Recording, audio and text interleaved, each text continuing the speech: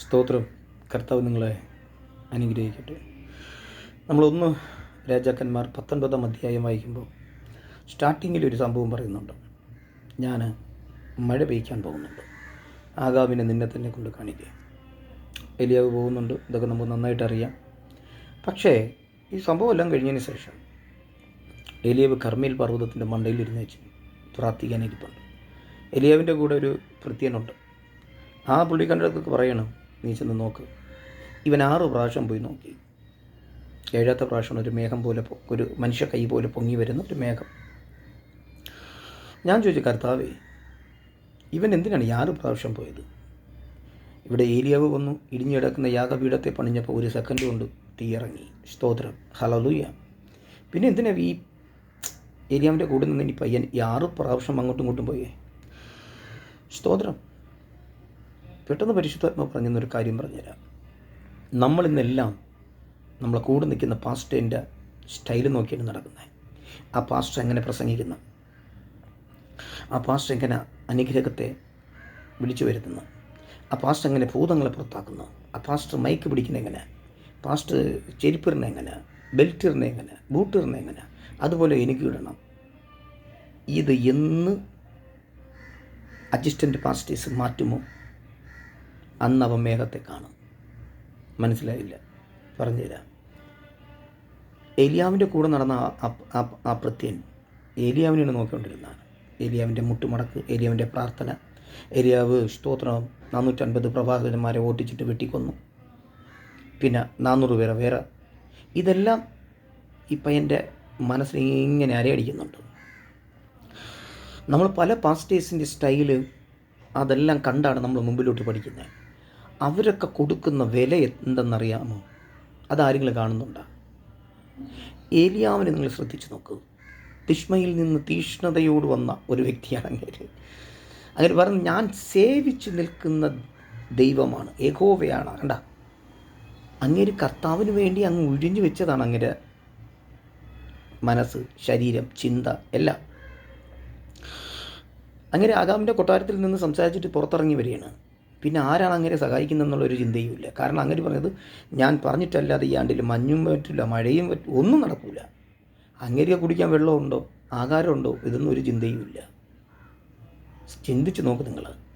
പക്ഷെ പറഞ്ഞിട്ടിറങ്ങി വന്നപ്പോൾ കർത്താവിൻ്റെ ഹൃദയപ്രകാരം, കർത്താവിൻ്റെ ഇഷ്ടപ്രകാരം സംസാരിച്ച ഒരു വ്യക്തിയാണ് ഏലിയാവ്.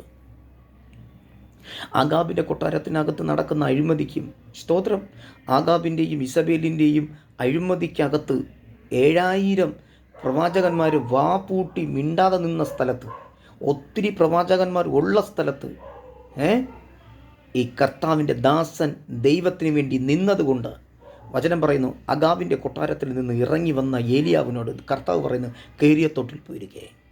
എൻ്റെ ചോദ്യം ഇതാണ്, നീ ബൈബിൾ എടുത്തത് ഷോയ്ക്കാണോ, അഭിനയിക്കാനാണോ, അത് കർത്താവിൻ്റെ വേലയ്ക്കാണോ? നീ ചിന്തിക്കേ.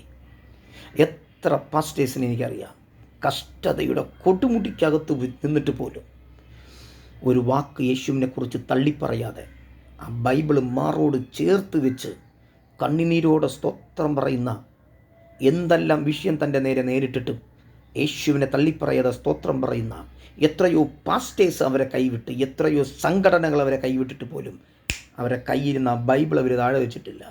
അവർക്കറിയാം. കാരണം ഞാൻ ഈ സഹിക്കുന്ന ഒന്നുമല്ല. ആ ക്രൂശിൽ നോക്കിക്കഴിഞ്ഞാൽ സ്വർഗത്തെ വിട്ടിറങ്ങി വന്ന നസ്രായനായ യേശു കർത്താവ് ഞങ്ങൾക്ക് വേണ്ടി ശരീരത്തെ പറഞ്ഞാൽ തീർക്കില്ല.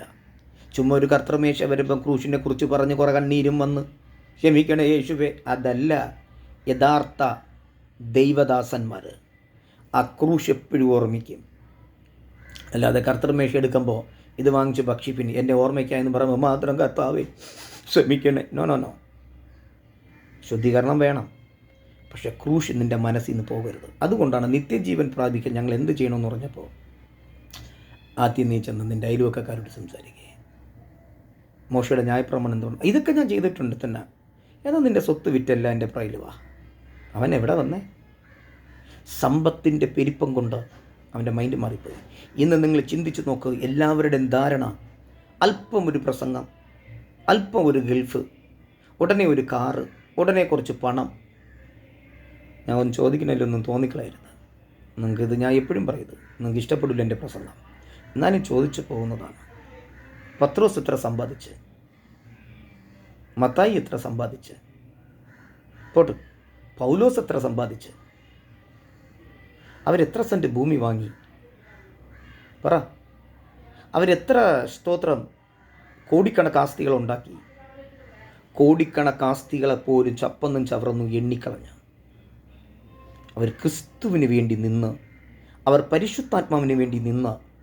ഇസ്രായേൽ ജനം വരുമ്പോൾ ഇസ്രായേൽ ജനത്തിന് എന്ത് ആഹാരം വേണമെന്നൊന്നും ഇസ്രായേൽ ജനം പിറുവിറുത്ത് സംസാരിച്ചിട്ടേ ഉള്ളൂ.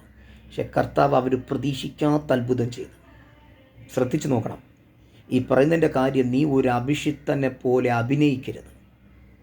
ദൈവം നിന്നെ വിളിച്ച വേല എന്തെന്ന് കറക്റ്റ് കണ്ടെത്തി നീ ആ ട്രാക്കിൽ ഓടിക്കഴിഞ്ഞാൽ നിനക്കൊരു നന്മയ്ക്കും കുറവ് വരത്തില്ല.